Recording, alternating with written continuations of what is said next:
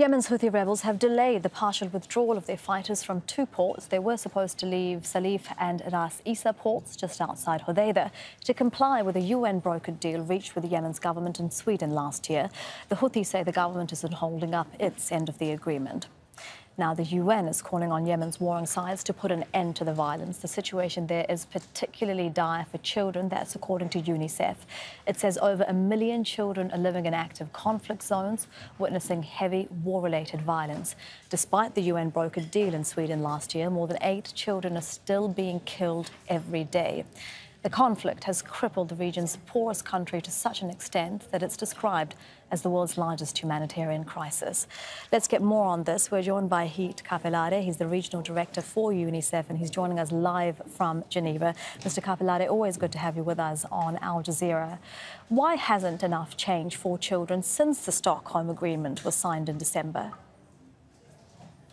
Well, why hasn't changed enough is simply the responsibility of those parties continue fighting that brutal war, a brutal war of children. Let us repeat it once again. The 15 million Yemeni children on the 13th of December last year were the first to welcome with a lot of joy the peace agreement. Unfortunately, that peace agreement hasn't translated yet in what every single Yemeni child wants, and that is to live safe, to live away from conflict, to be able to go back to school, to benefit nutritious food, to be able to access health services.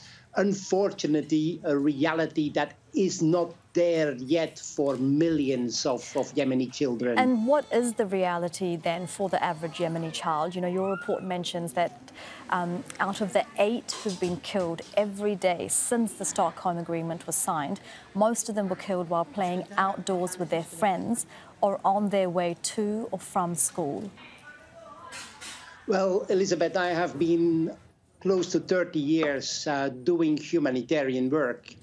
I have to tell you that for me, Yemen today is one of the worst, if not the worst place on earth to be a child. The reality of, despite the intention to come to a peace agreement, the reality that still every single day children get killed, children get disabled for life, that still every day, because of lack of essential health services, every 10 minutes a child is dying from preventable diseases. The fact that we have close to 400,000 children facing life-threatening malnutrition, over 2 million children not being able to go to school, that is today's reality, and that is a reality that no single parent across the world would want to have to be the reality of their children. And so why then do you think that message, which is so very strong, is falling on deaf ears?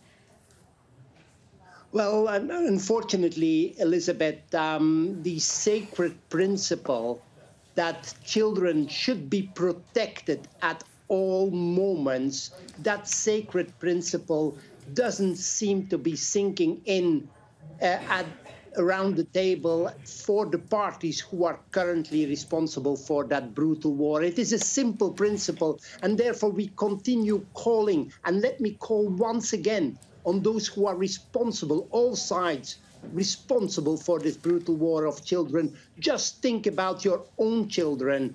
Just think about what you are doing to others' children today.